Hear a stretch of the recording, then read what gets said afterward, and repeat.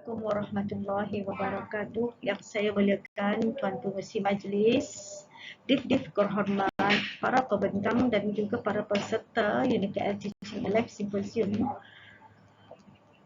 Alhamdulillah, hari ini saya akan membentangkan kertas kerja saya yang bertajuk Pengai Tujaran dan Pembelajaran atas talian subjek hubungan etnik di UniKL masa COVID-19. Satu penilaian.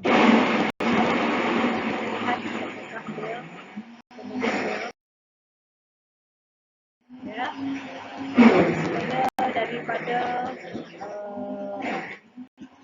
semuanya daripada anak Ahmad Melaka saya Anissa Bahiah daripada kampus MySet, sahabat saya Encik Faris Ahmad daripada MSI Kulim dan juga Encik Ibrahim Ahmad daripada RCMP. Okey, saya seterusnya kita masuk kepada pengenalan penularan pandemik COVID-19 di seluruh dunia telah banyak mengubah landscape pendidikan kita pada hari ini. Situasi ini telah mengakibatkan seluruhnya menghadapi kemelut termasuklah dalam aspek pendidikan dan Malaysia tidak terkecuali daripada menghadapi samaran ini dan secara tidak langsung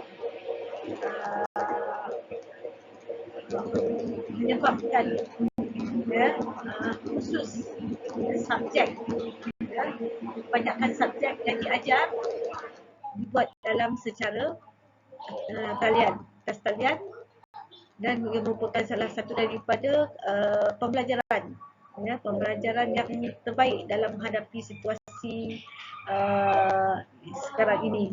Jadinya para pensyarah perlu menggunakan segala kreativiti mereka dalam berinteraksi dengan pelajar walaupun pelajar tersebut berada di dalam keadaan yang berjauhan. Ini bagi membolehkan mereka tidak ketinggalan di dalam pembelajaran yang mereka ambil. Okey, kita lihat kepada objektif kajian. Yang pertama sekali adalah mengetahui definisi pembelajaran atas talian. Mungkin definisi ini semua orang dah tahu dah apa pembelajaran atas talian ataupun kita dikenali sebagai e-pembelajaran dan sebagainya Okey, jadi yang itu saya tak perlu sentuh. Kemudian yang kedua adalah mengenal pasti kaedah pembelajaran atas talian yang dipraktikkan dalam subjek hubungan etnik. Jadi saya melihat kepada pembelajaran dalam subjek hubungan etnik iaitu subjek FMU lah di IPTS di UniKL. Dan yang ketiga adalah mengenal pasti keberkesanan kaedah tersebut melalui penilaian pelajar dan lulusan markah yang diperolehi.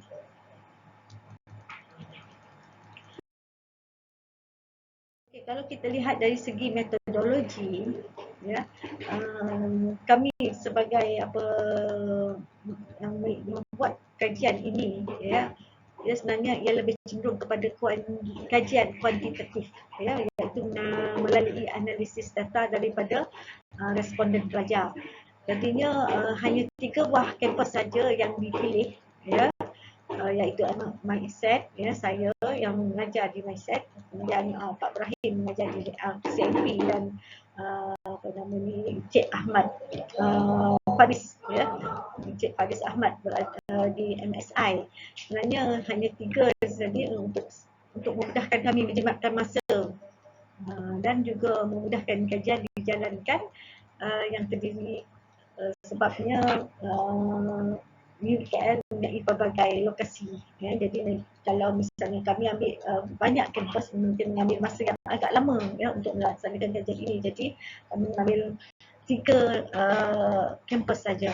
Jadi data yang kami perolehi daripada pelajar-pelajar tersebut disaring dan kemudian dianalisis dengan menggunakan data dan statistik untuk menemui hasil kajian. Okey, yang kemudiannya seterusnya kajian literatur. Saudara dan saudari boleh melihat kepada share link yang telah diberikan sebab kita nak menjimatkan masa lagi sebenarnya Okey, banyak lagi yang nak perlu kita bincangkan, jadi literatur tu boleh baca sendiri. Okey, saya dah share. Yang seterusnya dari segi perbincangan atas talian, saya tak perlu sentuh, semua orang dah tahu.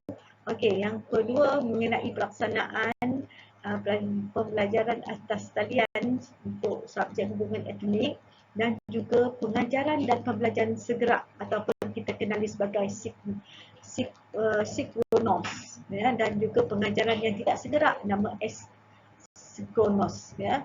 Mungkin saya banyak tak betul dia punya dari segi apa nama ni sebutan dia tadi, mungkin ada rakan-rakan kita yang boleh membetulkan sebutan saya, ya. Maaflah, saya ni tak pandai apa ada ni, ya. Okey, seterusnya saya tak okey, bagaimanakah pelaksanaan pembelajaran atas talian bagi subjek hubungan etnik ini? Sebenarnya subjek hubungan etnik ini adalah subjek pengajian umum, ya, dalam U1, sebabnya dalam di LPTS, ya, sebenarnya kita dalam LPTS ini, dalam LPTS kita ada U1, U2, U3 yang U4, dan U1 ni tadi adalah subjek wajib yang perlu diambil oleh apa namanya semua pelajar semester 1 untuk membantu program degree sebenarnya, ya. Jadi antara subjek MPU tu tadi yang U1 tadi adalah titas dan hubungan etnik, ya, yang berkadaran 3 jam kredit setiap satunya, ya. Jadi kita refer kepada sekarang ni adalah menuju kepada subjek hubungan etnik.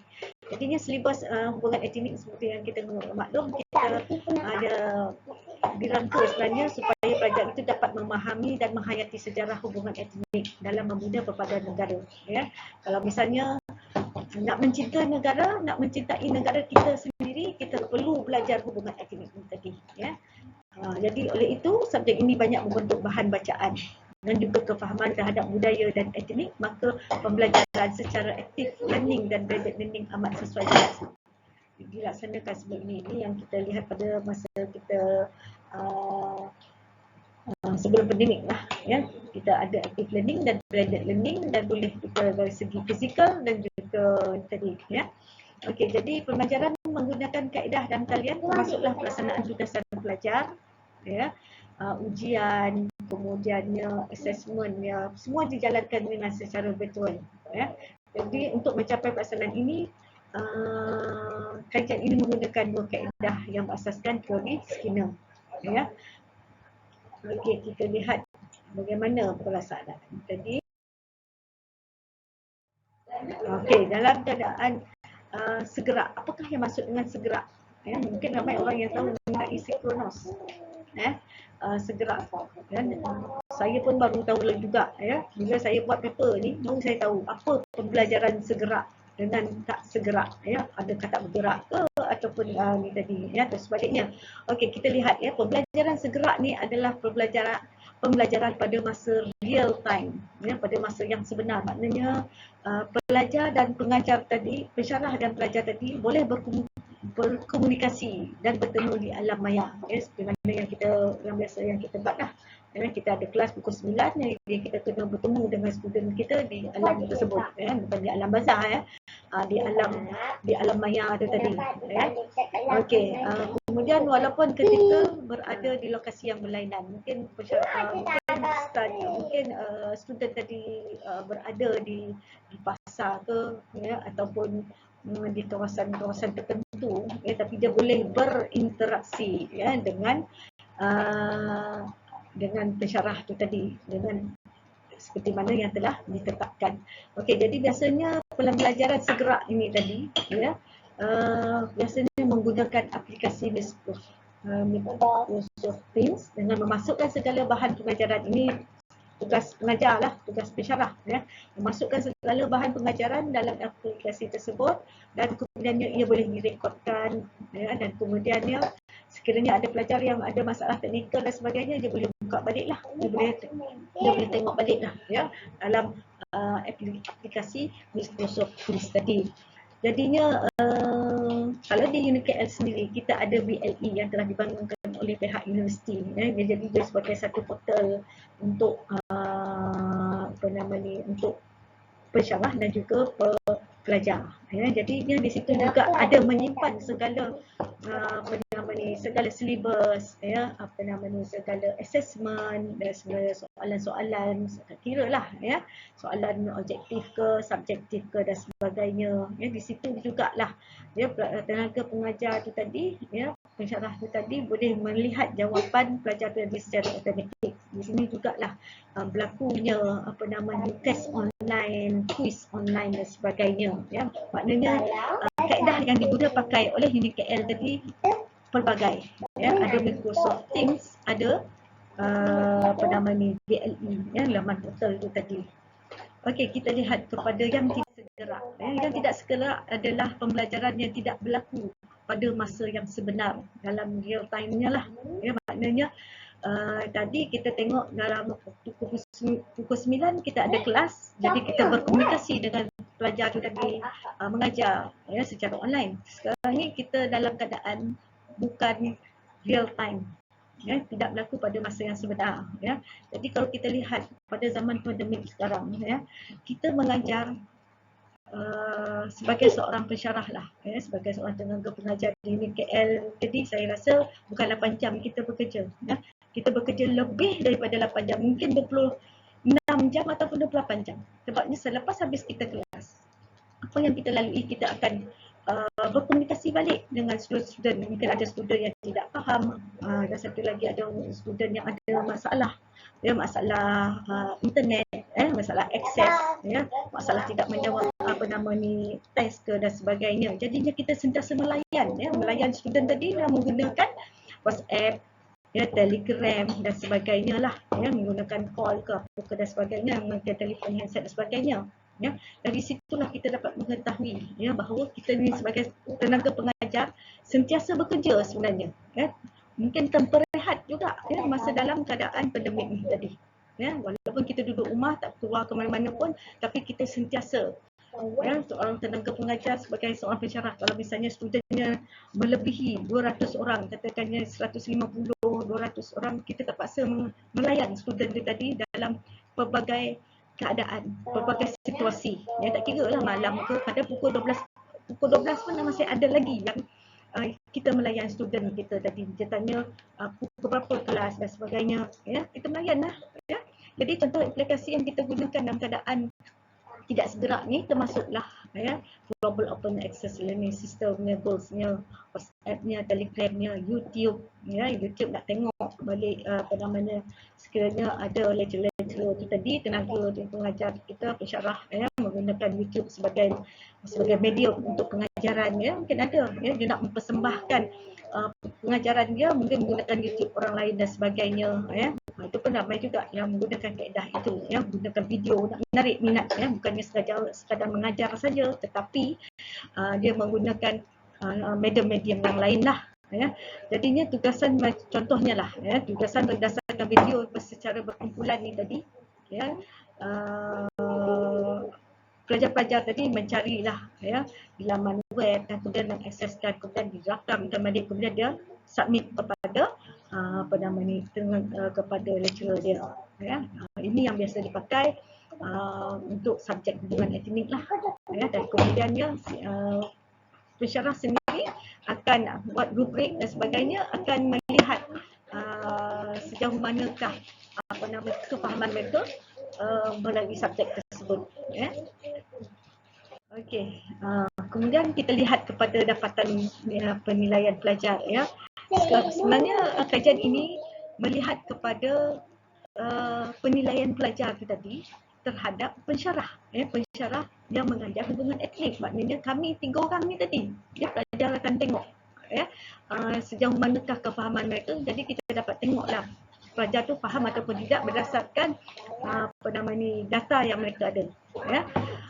Okey, yang pertama sekali kalau kita lihat penyertaan pelajar dan respondennya adalah ramai, 200 lebih, 226 orang, dan 37 orang adalah daripada UniKL MySet, responden pada UniKL MySet, 35 adalah daripada UniKL MSI, dan 154 orang adalah daripada farmasi RCMP, ya. Jadi yang apa yang kami lihat, ya, pertama sekali adalah komitmen pensyarah Ya, perkara yang pertama yang kami nilai adalah komitmen pensyarah, hasil pelaksanaan pembelajaran OBE capai ke tidak, dan yang ketiga adalah komen daripada pelajar. Dia nak tahu pelajar tu minat ke tidak belajar hubungan etnik, ya, ataupun menyusahkan mereka ke apa ke dan sebagainya, ya. Okey, yang seterusnya kita lihat dari segi tahap nilai skor, ya, mana-mana kajian yang betul kuantitatif mesti nak kena tahu, ya, skor tadi, ya, skor cemerlang, baik, sederhana dan rendah. Jadinya nak tahu kecemerlangan ataupun baiknya tahap pensyarah tadi ada berdasarkan soalan-soalan yang kita bagi kepada pelajar, ya. Ia akan bukannya berlaku dalam situasi kelas saja, kelas online saja, tetapi selepas kelas online.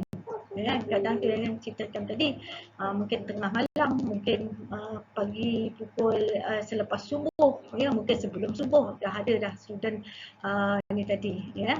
Layan tak layan tu pun dia ambil kira sebagai markah kita sebenarnya. Kemudian kesediaan kita untuk discussion dan sebagainya, ketepatan masa kita dan sebagainya lah, ya, semuanya dinilai oleh pelajar tersebut.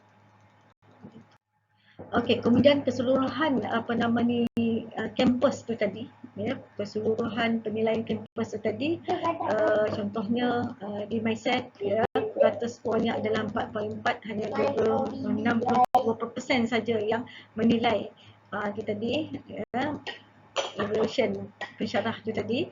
Okey, kemudian MSI, ya, 74%, hanya 26 orang saja, dan juga RCMP yang tinggi dia punya dari segi evaluation terhadap pensyarahnya, ya, itu 97 orang. Jadinya keseluruhannya apabila dicampurkan, ya, skornya tadi lebih kurang 4 poin lebih lah, ya, maknanya dah tetap mencapai kecemerlangan juga, ya, dari segi penilaian itu tadi, ya, secara keseluruhannya semua kampus.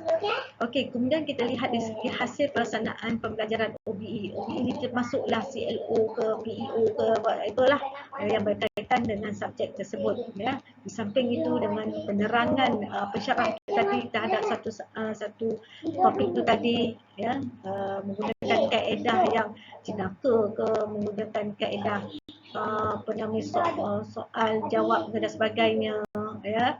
Kemudiannya slide-nya menarik, penggunaan video, semuanya dilakukan, ya, dalam kajian ini, dan di situlah menunjukkan bahawa keseluruhannya, ya, skor itu tadi capai kecemerlangan sebenarnya, ya, maknanya student tadi memang minat, ya, minat terhadap hubungan subjek tersebut. Okey, seterusnya. Jadi berdasarkan kepada komen pelajar pula, ya. Komen pelajar ni tadi dia tengok kita bagaimana kita belajar mengajar, kemudian apa yang dia kurang tadi, ya, mungkin kurang puas hati ke apa ke whatever lah sebagainya. Jadinya dari aspek kekuatan seorang pensyarah, misalnya majoriti pelajar mengakui suka dan selesa dengan cara pengajaran walaupun secara maya. Memang ada mereka ni committed, ya, dengan apa yang kita ajarkan, ya, dengan subjek yang tadi. Okey, kemudian begitu juga dengan sikap mesra, ya, sikap mesra pensyarah yang mewujudkan situasi ceria ketika sesi pembelajaran, bukannya kita dalam keadaan yang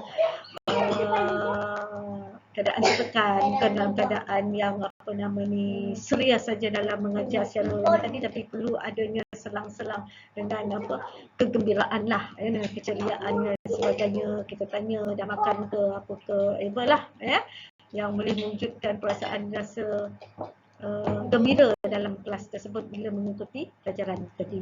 Namun para pelajar juga berharap macam contohnya pembentangan tidak diadakan pada setiap minggu lantaran komitmen dan sebagainya. Jadi macam saya yang mengajar hubungan etnik, tidaklah walaupun menetapkan sekian tadi, tapi dalam satu minggu hanya satu grup saja yang membentangkan, kemudian kita ada soal jawab dan sebagainya lah, ya. Itu mungkin kuranglah dari segi tekanan tadi, ya. Okey, yang seterusnya kesimpulan berdasarkan hasil dapatan penyidiknya menyarankan agar kajian lanjutan dilakukan secara berkala, ya, secara berkala dari semasa ke semasa, iaitu kajian bersifat deskriptif ini masih terbatas dalam aspek penilaian sebelah pihak saja, iaitu pelajar. Ini pelajar saja tengok, sementara kriteria penilaian pula adalah tidak menyeluruh, jadinya dapatan kajian tidak diperolehi, ya, juga berdasarkan penilaian pada responden hanya 3 fakulti saja, ya, daripada 3 tadilah, ya. Sedangkan keperluan lebih tepat menggambarkan penilaian terhadap seorang pensyarah berkaitan adalah melibatkan keseluruhan fakulti. Maknanya kalau nak fakulti di UniKL ni, dia maknanya mungkin mengambil masa yang lama untuk kita lihat. Janjinya kaedah segerak dan tak segerak tu nanti memang kita gunakan di dalam UniKL dalam subjek hubungan akademik tadi dalam kelas. Jadi pengajar, tenaga pengajar menggunakan mana-mana dua kaedah tadi supaya proses PNP tadi dapat berjalan dengan baik ni.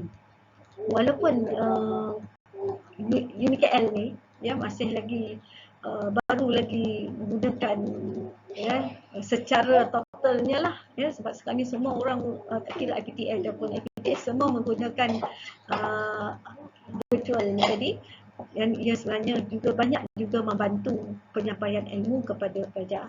Sebagainya ceramah agama pun dan sebagainya, baca Yasin pun menggunakan secara online dan sebagainya, ya.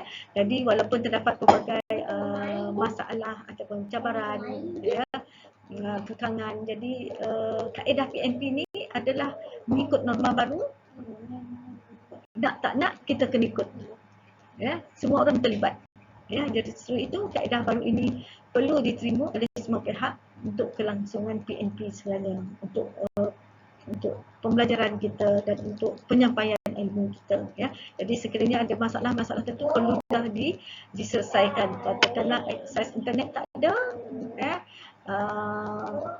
kena, pihak wajib kena menyediakanlah, terutama sekali di kawasan bandar itu.